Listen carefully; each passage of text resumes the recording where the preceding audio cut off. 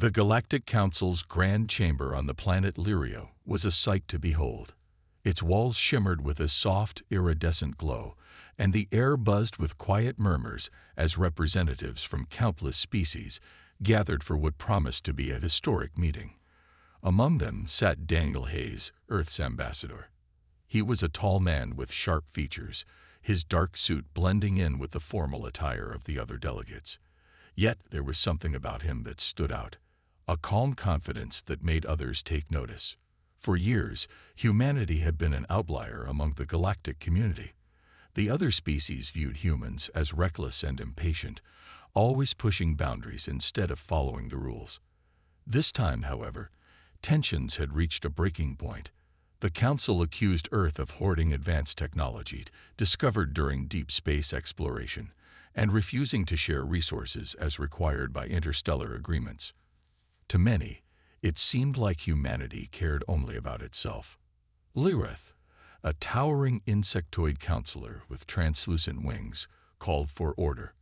Her voice echoed through the chamber, silencing the chatter.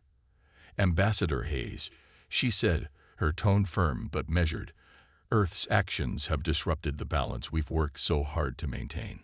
Will you explain yourselves? Daniel stood slowly, his eyes scanning the room. He could feel the weight of hundreds of stares, some curious, others hostile. Taking a deep breath, he began to speak. "We are not your subjects," he said, his voice steady. "Humanity has always valued freedom and self-determination. We won't be treated like children who need guidance at every step." His words sent ripples through the chamber. Some counselors nodded approvingly, while others exchanged uneasy glances. Lyrith tilted her head, her multifaceted eyes gleaming.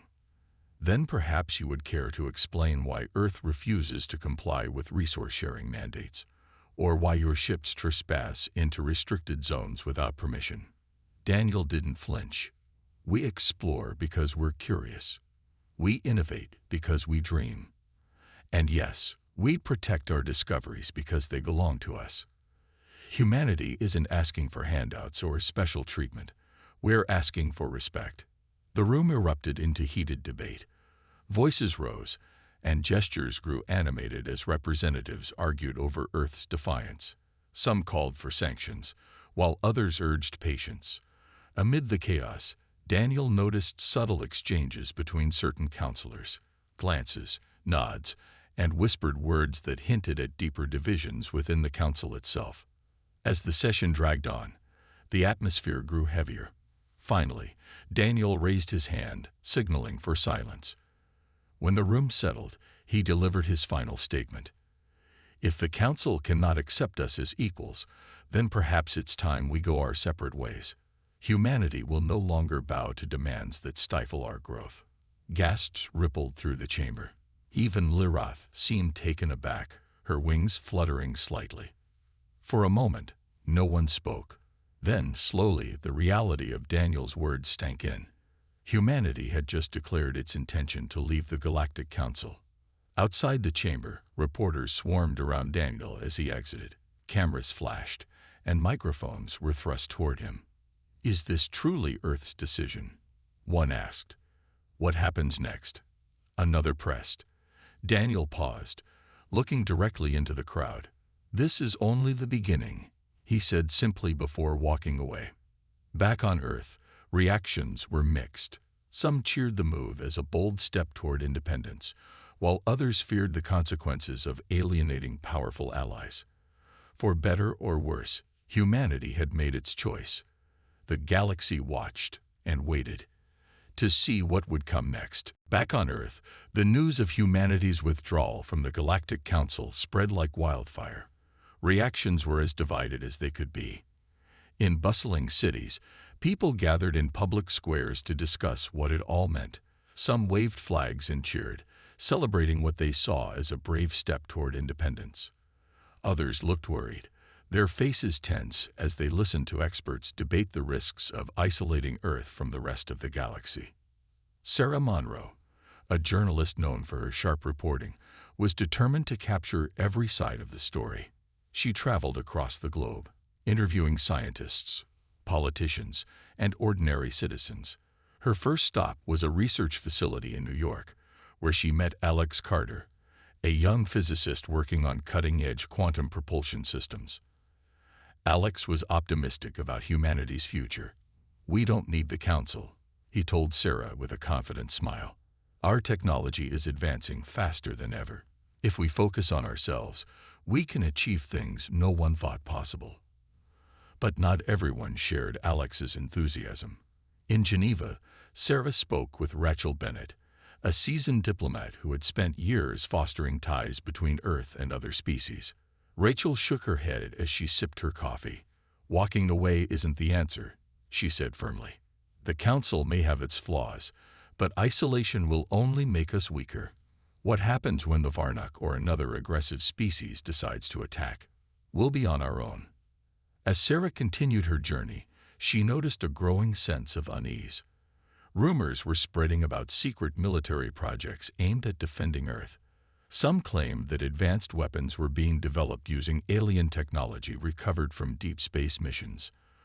Others whispered about experimental starships capable of outmaneuvering anything the Council's fleets could muster. The government denied these claims, but the rumors persisted, fueling both hope and fear. At the heart of the chaos was President William Grant, a man whose calm demeanor masked the pressure he faced daily.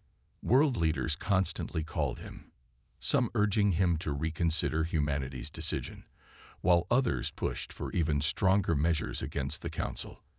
At a press conference in Washington, D.C., Grant tried to reassure the public. "This is not a declaration of war," he said, his voice steady. "It's a declaration of self-reliance. We're taking control of our destiny." Despite his words, tensions continued to rise. Late one night, Sarah received a tip about a classified meeting at a remote military base. Intrigued, she managed to sneak in, hiding behind a stack of crates as officials discussed plans for Earth's defense. One name kept coming up: Nathan Brooks, a prodigy whose inventions had already revolutionized space travel. According to the officers, Nathan was working on something big, something that could change the balance of power in the galaxy.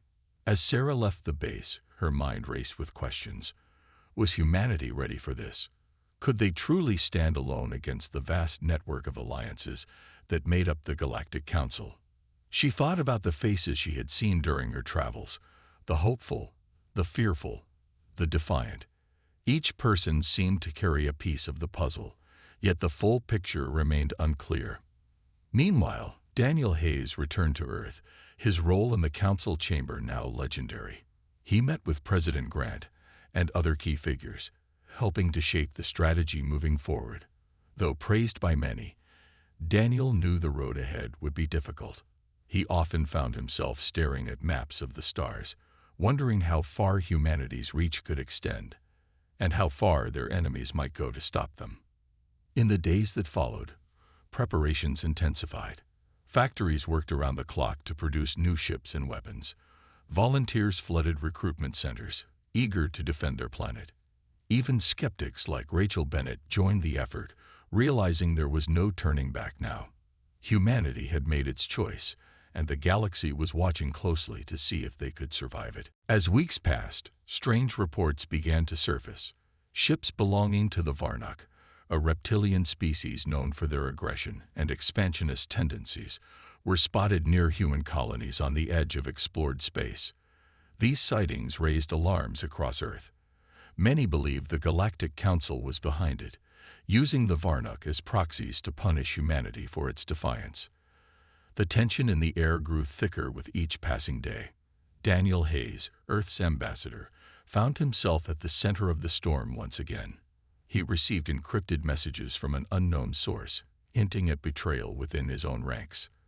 The messages warned him to be cautious, suggesting that someone close to him had leaked classified information to the Varnock. Determined to uncover the truth, Daniel turned to Jessica Lane, a trusted intelligence officer with a reputation for getting results. Jessica wasted no time. She assembled a small team and began investigating the leaks. It didn't take long for them to trace the source back to Ethan Blake, a former ally who had once worked closely with Daniel. Ethan had been a respected figure in Earth's diplomatic corps, But something had changed. Rumors suggested he had grown disillusioned with humanity's isolationist stance and sought power elsewhere. Now, it seemed, he had crossed a line. Daniel and Jessica tracked Ethan to an abandoned orbital station orbiting Saturn. The station was old and decrepit, its corridors dark and eerily silent. Armed with flashlights and determination, they moved cautiously, knowing Ethan would not go down without a fight. As they searched, they found evidence of his treachery. Files containing sensitive data about Earth's defenses, all marked with alien symbols. Finally, they cornered Ethan in the station's control room. He stood by a console, his face pale but defiant. "You think you're doing the right thing," he sneered at Daniel. "Cutting ties with the Council. You're leading humanity to ruin." Daniel stepped forward, his voice calm but firm. "Betraying your own people isn't the answer, Ethan. What did they promise you? Power? Wealth? Did you really think the Varnock would honor their word?" Ethan's eyes flickered with doubt, but he quickly masked it with anger. "The Council sees us as nothing more than pests. I'm just playing the game smarter than you." Before Daniel could respond, Ethan activated a hidden mechanism, causing the station's systems to go haywire. Alarms blared, and the lights flickered violently. Seizing the moment, Ethan dashed toward an escape pod. Jessica tried to stop him, but he was too fast.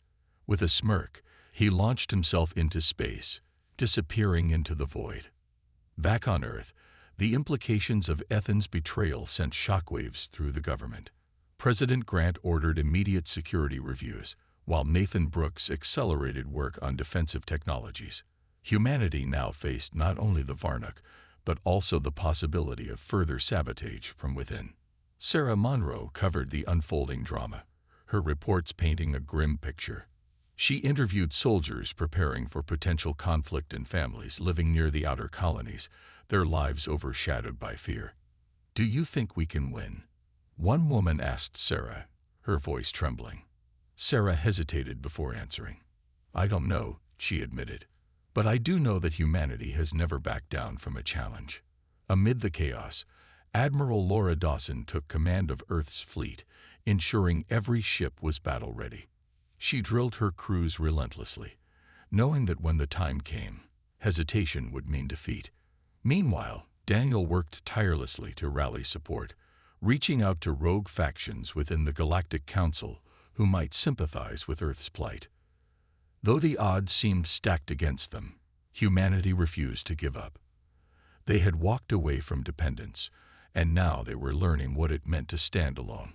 The galaxy watched and waited to see if this young, defiant species could survive the storm it had unleashed. As the threat of the Varnock loomed larger, humanity began to come together in ways no one had expected. The fear of invasion and the sting of betrayal pushed people to set aside their differences and focus on survival. Factories that once produced everyday goods were repurposed to build weapons and starships.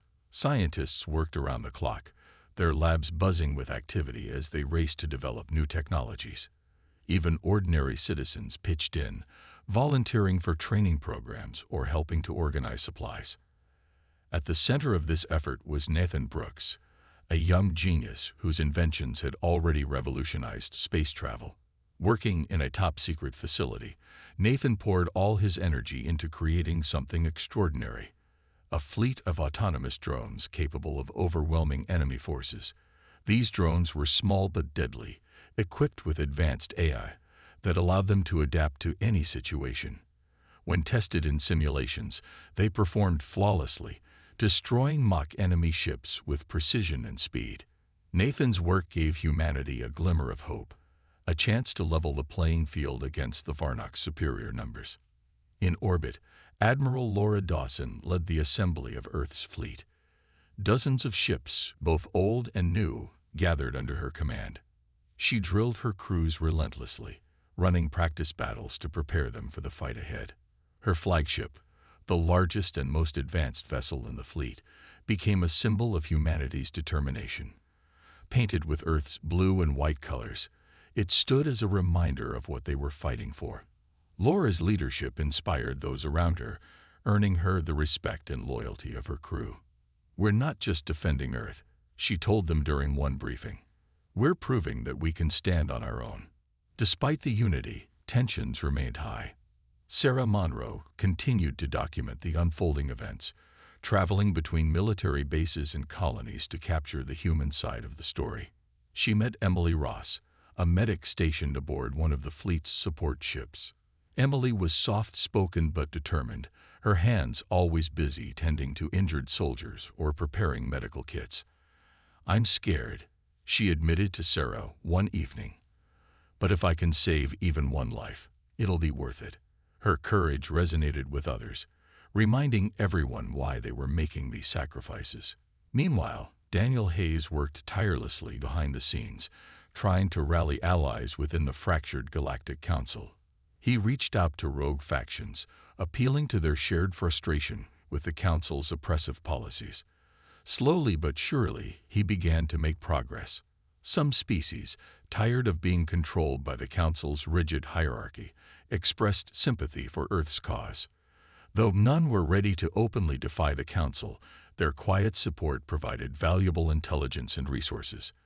Back on Earth, President William Grant delivered a speech that united the planet like never before. Standing on a stage in New York City, with millions watching live broadcasts, he spoke directly to the people. "This is our moment," he declared, his voice strong and steady. "Not just to survive, but to prove what we're capable of. We've walked away from dependence, and now we must show the galaxy that we can thrive on our own." The speech ignited a wave of patriotism. Cities lit up with displays of solidarity, and volunteers poured into recruitment centers. Even skeptics like Rachel Bennett joined the cause, realizing there was no turning back. Humanity had made its choice, and now it was time to face the consequences. As preparations neared completion, the first signs of conflict appeared. Reports came in of Varnak ships massing near Proxima Centauri, a system close to Earth's borders. The message was clear. The Varnak were testing humanity's resolve. Admiral Dawson ordered patrols to monitor the area, ensuring they wouldn't be caught off guard. Though the coming battle loomed large, humanity stood ready. They had walked away from the Galactic Council, choosing independence over submission. Now, with their backs against the wall, they prepared to fight, not just for survival, but for the right to chart their own destiny. The galaxy watched, unsure whether this bold move would lead to triumph or disaster. The first major battle came sooner than anyone expected. It happened near Proxima Centauri, a star system close to Earth's borders and home to one of humanity's key supply convoys. The convoy was carrying vital resources, food, medical supplies, and advanced weaponry, meant to reinforce the outer colonies. But before it could reach its destination, disaster struck. A Varnak fleet ambushed the convoy without warning. Their ships, sleek and menacing, emerged from the darkness of space like predators closing in on prey. Outnumbered and caught off guard, the human forces struggled to mount a defense. Explosions lit up the void as Varnak weapons tore through the convoy's escorts. Panic spread among the crew, but orders were barked over comms, urging everyone to hold their ground. Admiral Laura Dawson received the distress call while leading a nearby patrol. Her flagship, along with several support vessels, raced toward the conflict. "This is it," she said to her crew, her voice steady despite the urgency. "Show them what we're made of." When Laura's fleet arrived, the scene was chaotic. Wreckage floated silently in the vacuum, and the remaining human ships were barely holding on. Without hesitation, Laura ordered her forces into action.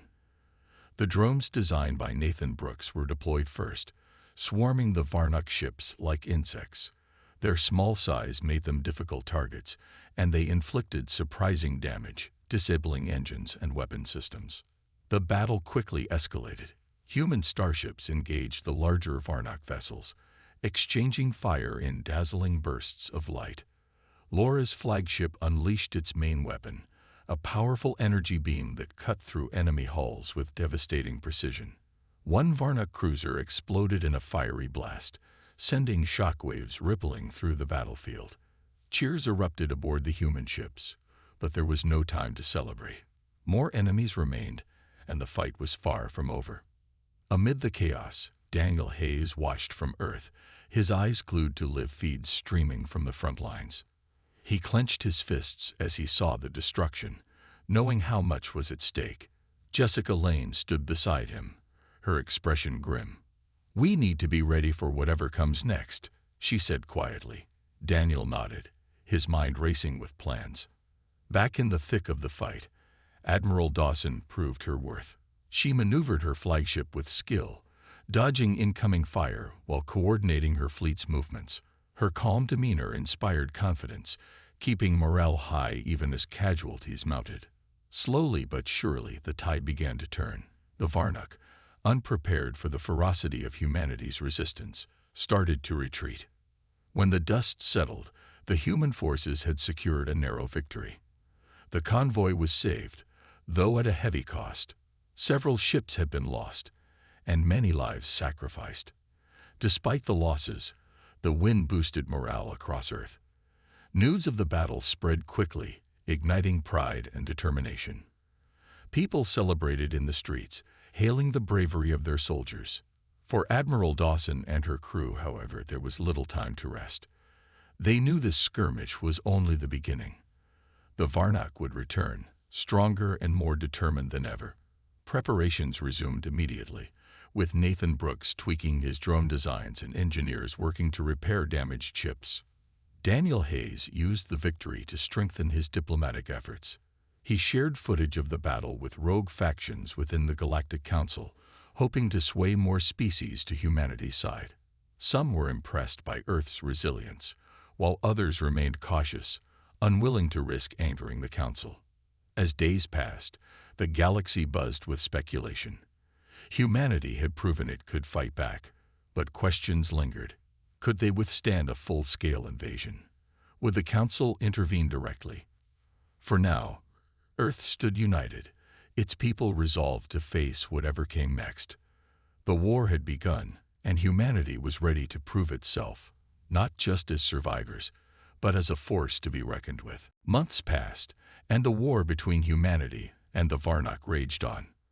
Battles erupted across the stars, each one more intense than the last.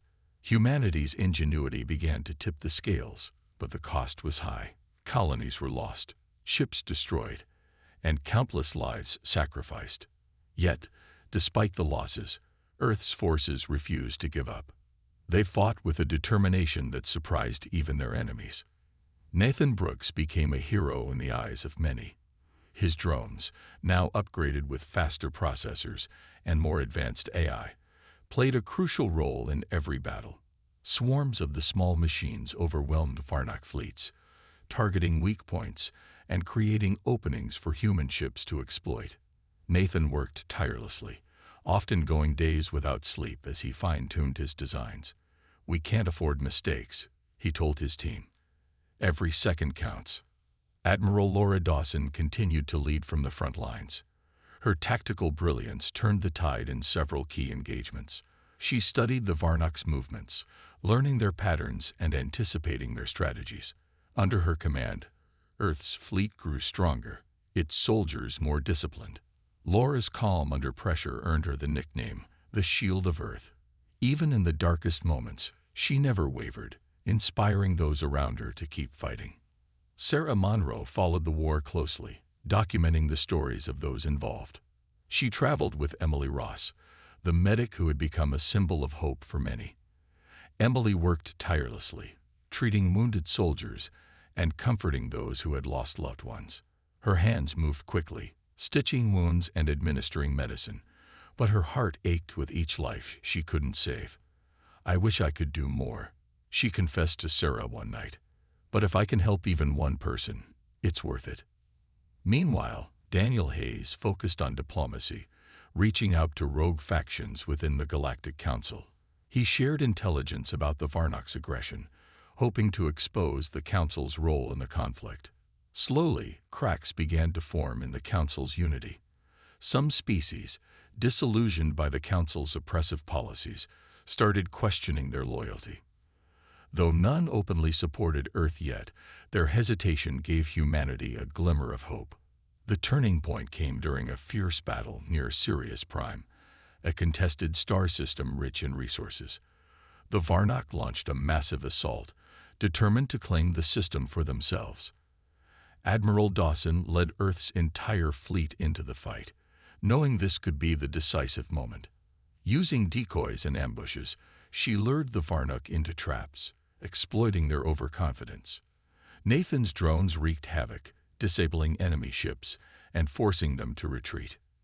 In the chaos, Daniel Hayes, Jessica Lane, and a small team infiltrated a Varnock command ship. Their mission was dangerous but vital: to disable the flagship's core systems and cripple the enemy's ability to coordinate attacks. Fighting through hordes of Varnock soldiers, they reached the reactor chamber. With seconds to spare, they planted explosives and transmitted the ship's coordinates to Laura before escaping in a stolen shuttle. The explosion rocked the battlefield, sending shockwaves through the Varnock fleet. Admiral Dawson seized the opportunity, launching a counteroffensive that shattered the enemy's lines. Against all odds, humanity emerged victorious. The battle marked a turning point in the war, proving that Earth could stand toe-to-toe with even the most powerful adversaries. Back on Earth, celebrations broke out. People cheered in the streets, waving flags and lighting up the night sky with fireworks. For the first time in months, there was a sense of hope. The galaxy watched in awe as humanity, once dismissed as reckless and unimportant, proved itself a force to be reckoned with. Yet, amid the triumph, Daniel knew the fight wasn't over. The Varnock would regroup, and the Council's true intentions remained unclear.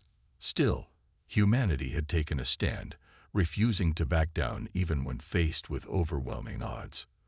The war had changed them, forging the unity and resilience that no one could have predicted. Whatever came next, they would face it together. The victory at Sirius Prime sent shockwaves through the galaxy. The Varnock, once confident in their dominance, now faced a new reality. Humanity was not an easy target. Their defeat forced them to retreat and regroup, giving Earth a brief but crucial moment of respite. For the first time in months, humanity could breathe a little easier. Admiral Laura Dawson became a legend overnight. Her leadership and tactical genius had turned the tide of the war, earning her praise from soldiers and civilians alike. Yet, she remained humble, focusing on preparing for the next battle. "This isn't over," she reminded her crew during a debriefing. "We've won a fight, but the war is far from finished." Under her command, Earth's fleet continued to grow stronger, its ships repaired and upgraded with technology reverse-engineered from captured Varnock vessels. Meanwhile, Nathan Brooks worked around the clock, refining his drones and developing new weapons. His latest invention, a compact EMP device capable of disabling entire enemy fleets, promised to give humanity another edge in future battles. Despite his exhaustion, Nathan refused to slow down. "If we stop now, everything we fought for could be lost," he told his team. His dedication inspired those around him, fueling their determination to keep pushing forward. On Earth, Sarah Monroe documented the aftermath of the battle, capturing stories of heroism and sacrifice. She interviewed soldiers who had fought at Sirius Prime, their faces marked by both pride and grief. Many spoke of friends lost in moments that tested their courage. One soldier, a young man named Jacob, summed it up best: "We didn't win because we were stronger. We won because we refused to give up."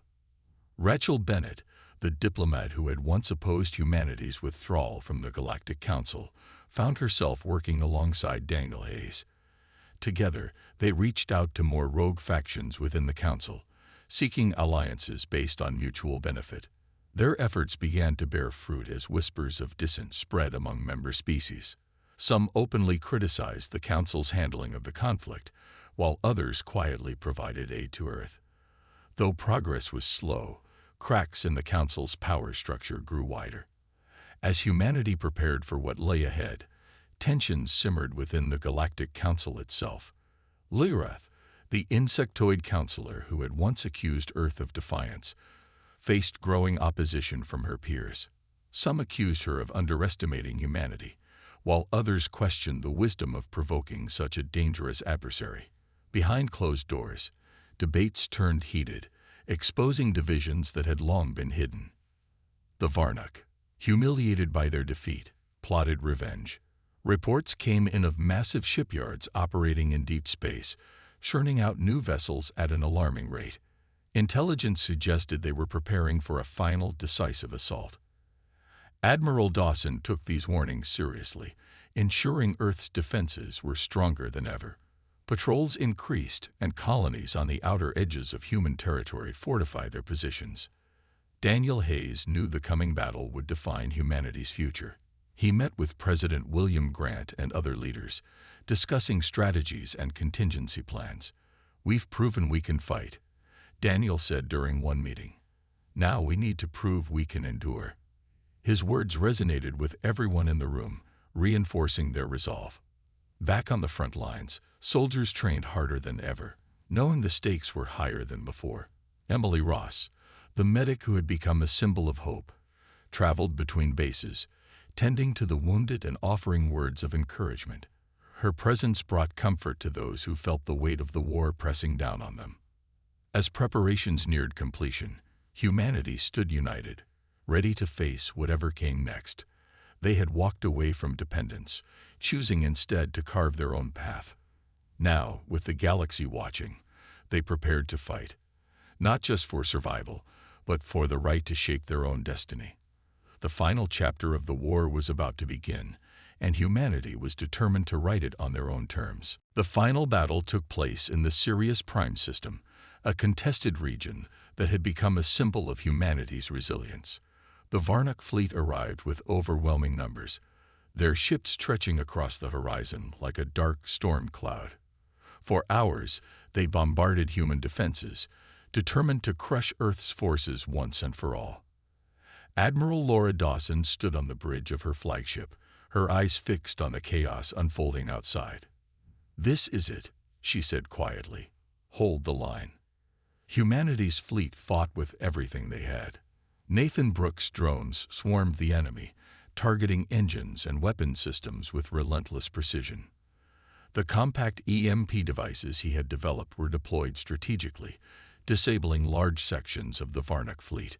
Explosions lit up the void as ships on both sides clashed in a dazzling display of destruction. Daniel Hayes and his team played a crucial role in the battle.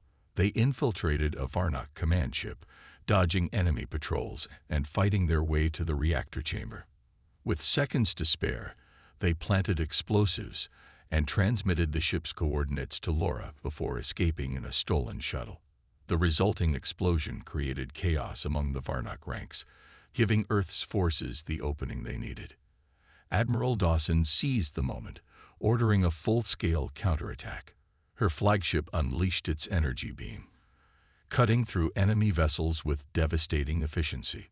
Human pilots executed daring maneuvers, outsmarting their opponents at every turn. Slowly but surely, the tide turned.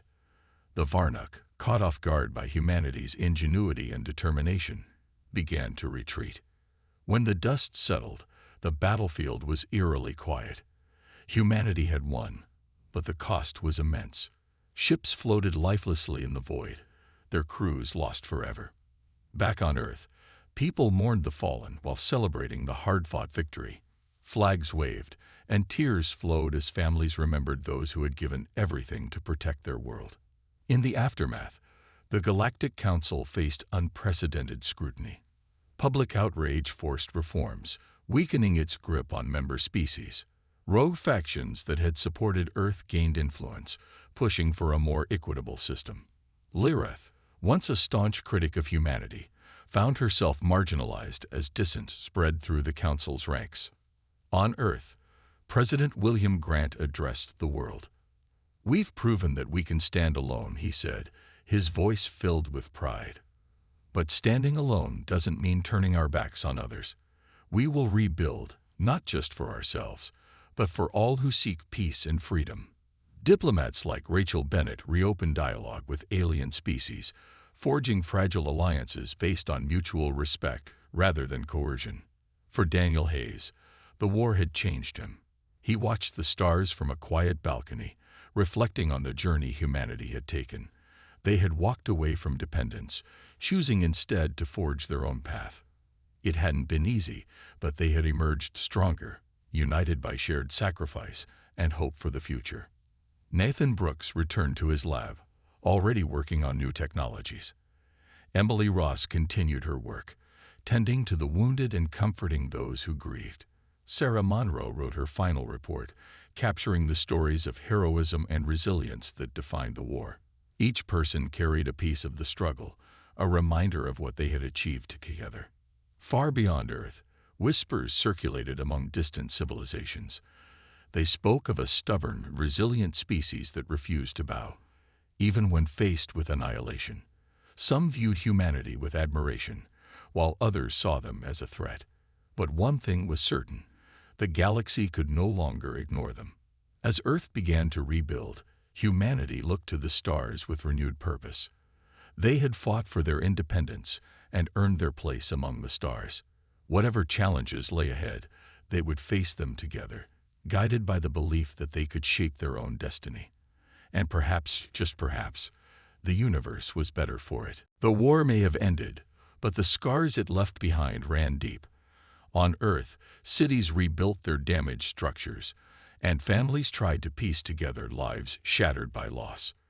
Memorials were erected in every corner of the planet, honoring those who had given everything to defend humanity's freedom. The names of fallen soldiers, medics, engineers, and civilians were etched into stone, a permanent reminder of the cost of independence. Admiral Laura Dawson became a symbol of hope for many. Her calm leadership and unwavering courage inspired a new generation of leaders. She traveled across Earth, visiting communities that had been affected by the war. Everywhere she went, people thanked her, but Laura always redirected their gratitude. "This victory wasn't mine," she would say. "It belonged to every person who stood their ground, no matter how small their role seemed." Nathan Brooks returned to his lab, but his focus shifted. Instead of building weapons, he began designing technologies to heal rather than harm. His newest project was a device capable of restoring damaged ecosystems on planets ravaged by conflict.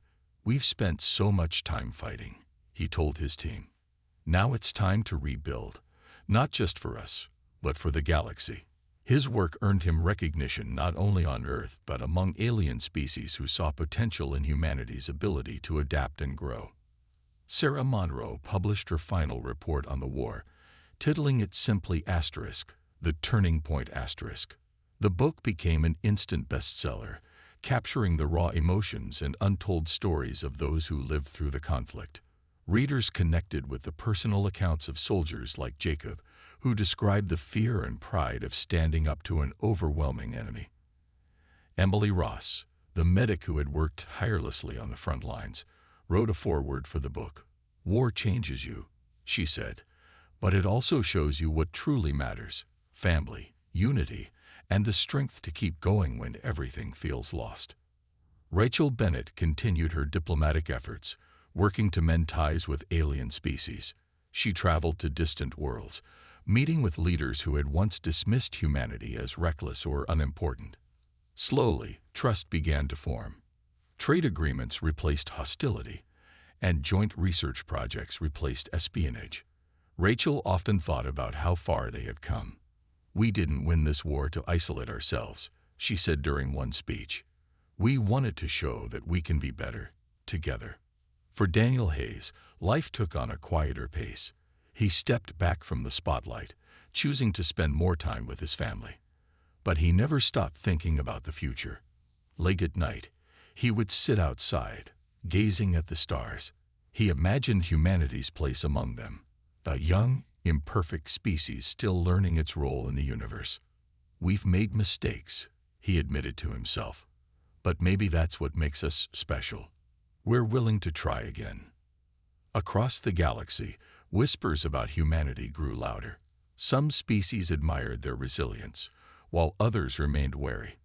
The Galactic Council struggled to regain control over its fractured members, many of whom now questioned its authority.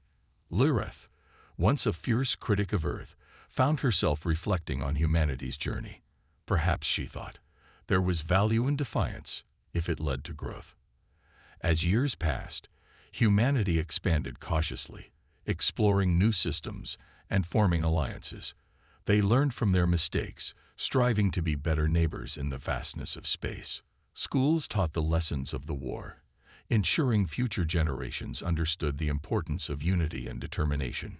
Far beyond Earth, a Varna commander stared at a star map, his thoughts heavy with regret. Humanity had proven itself stronger than anyone expected. "They'll never bow," he muttered. Deep down, he respected them for it.